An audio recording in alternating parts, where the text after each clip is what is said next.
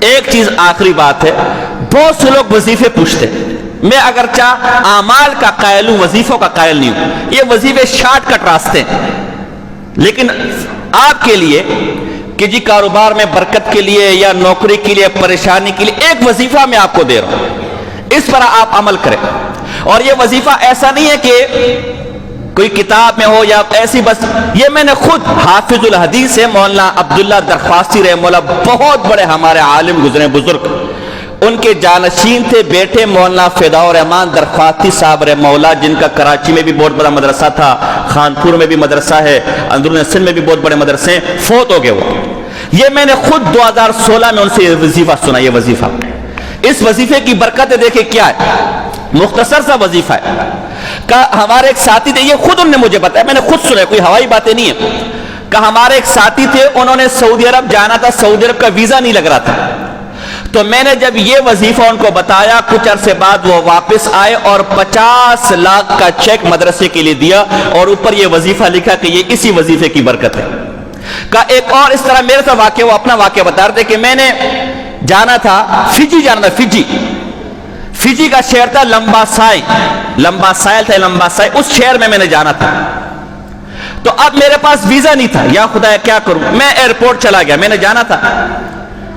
اب وہاں جب میں کاؤنٹر پہ گیا تو کاؤنٹر نے کہا آپ کے پاس فجی کا ویزا ہی نہیں تو آپ کیسے جائیں گے؟ اس کاؤنٹر والے کے ساتھ ایک نوجوان لڑکا بیٹھا ہوا تھا، فرماتے اس نے میرا بیان، مفتی زرولی صاحب رحمہ اللہ جب یہ فوت ہو گئے، بہت بڑے بزرگ تھے ہمارے عاصر العلوم والے، وہ اس کے مدرسے میں میرا بیان سنا تھا، اس نے کہا بابا جی جب آپ کے پاس ویزا نہیں ہے تو آپ جا نہیں سکتے، البتہ ہم آپ کے ساتھ ایک کام کرتے، ہم دبئی کا بورڈنگ کارڈ آپ کا بناتے ہیں، اور دبئی سے پھر آپ بورڈنگ کارڈ لے کر جنوبی کوریا چلے جائیں، لیکن جنوبی کوریا سے آپ کو پھر واپس کر دیں گے، اس سے آگے قانونی طور پر تو آپ نہیں جا سکتے، کوئی معاوضہ ہو جائے تو الگ بات ہے۔ میں نے کہا میرا بنا دو، اور میں نے وظیفہ پڑھنا شروع کر دیا، میں نے کہا ایک تمہارے قانون ہے اور ایک اللہ کا قانون ہے، دیکھتے ہیں، یہ وظیفہ پڑھنا شروع کر دیا، اور انہوں نے میرا دبئی کا بورڈنگ کارڈ بنا دیا، میں دبئی چلا گیا، دبئی سے بورڈنگ کارڈ میرا جنوبی کوریا کا تھا، میں جنوبی کوریا کے شہر سوئل شہر میں اترا، وہاں جب میں کاؤنٹر پہ گیا تو کاؤنٹر میں کوئی لڑکی بیٹھی ہوئی تھی، جب اس کو پتا چلا کہ جی مولوی صاحب کے پاس تو بابا جی کے پاس تو ویزا ہی نہیں ہے، بغیر ویزے کیا ہوا ہے، بڑی خوش ہوئی کہ تم مولوی لوگ ایسے ہی ہوتے ہو، کچھ پتہ نہیں ہوتا،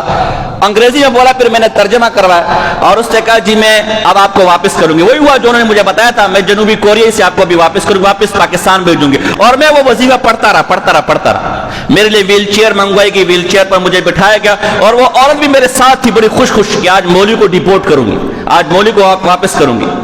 ابھی وہ راستے میں ہی تھا کہ ایک افسر آیا، اس نے کہا اس عورت کو کہ تیری کوئی کال ہے، کال ریسیو کر۔ اس عورت نے وہ کال ریسیو کی، کال کے بعد اس کا چہرہ اترا ہوا تھا، کیا ہوا کہ افسران نے کہا کہ بابا جی کا فجی کا بورڈنگ کارڈ اور ویزا سب بغیر ویزے کے بورڈنگ کارڈ بنا دیا، اور کہا بغیر ویزے کے میں اس وظیفے کی برکت سے فجی چلا گیا۔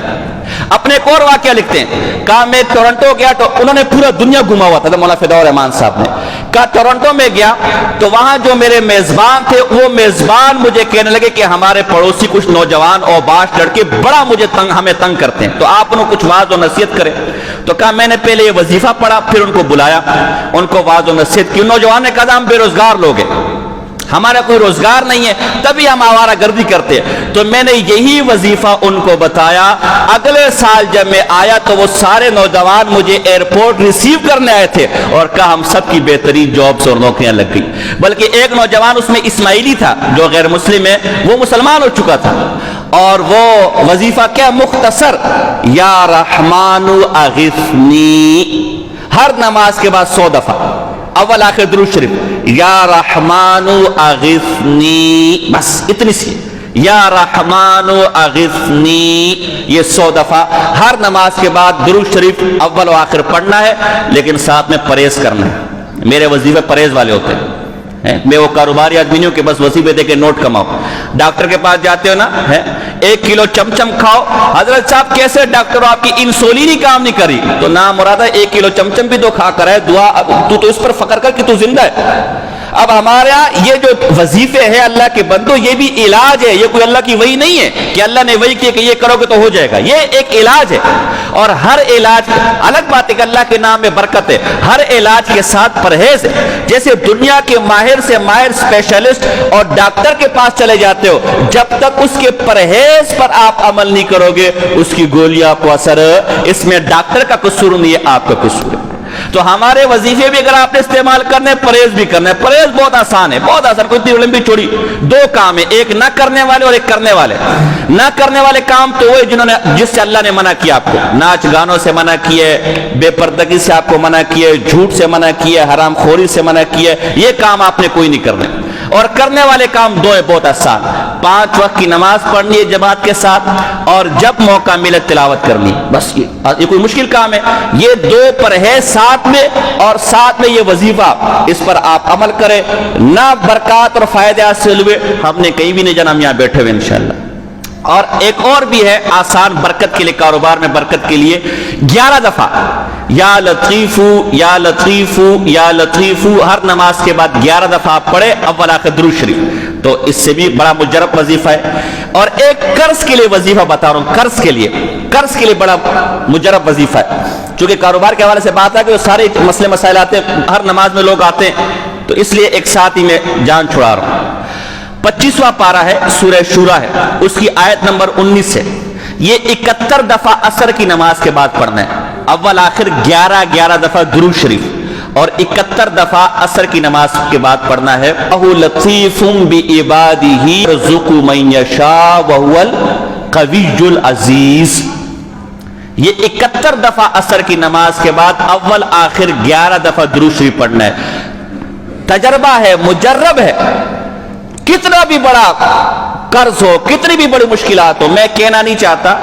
اگر آپ میری تنخواہ کا حساب کتاب لگائیں گے تو میرے خرچوں کے حساب سے میرا تنخواہ میں کہنا نہیں چاہتا بہت کم ہے، 40-50 ہزار تو طلبہ جانتے ہیں، ہر مہینے میری کتابیں آتی ہے لائبریری کے اندر، تو وہ سارا اللہ پورا کرتا ہے، کہاں سے پورا کرتا ہے میں معلوم نہیں، ٹھیک ہے نا۔ تو یہ جتنا بھی بڑا قرض آپ کا ہو، جتنا بھی بڑا، یہ تجربے کی باتیں کر رہا ہوں، سنی باتیں نہیں کر رہا، اللہ اس آیت کی برکت سے اور اس وظیفے کی برکت سے کیا کر لے گا۔ لیکن صرف وظیفوں پر اعتماد نہیں کرنا، میں پہلے کہہ چکا ہوں، پرہیز بھی ساتھ چلے گا تو عمل ہوگا، ورنہ کرنے کا اگر پرہیز نہیں کرنا پھر اپنا وقت ضائع نہ کرو، پھر بس ثواب کے لیے پڑھ لو، ثواب مل جائے گا، لیکن ساتھ میں پرہیز بھی کرنا ہے۔ تو اللہ پاک سے دعا ہے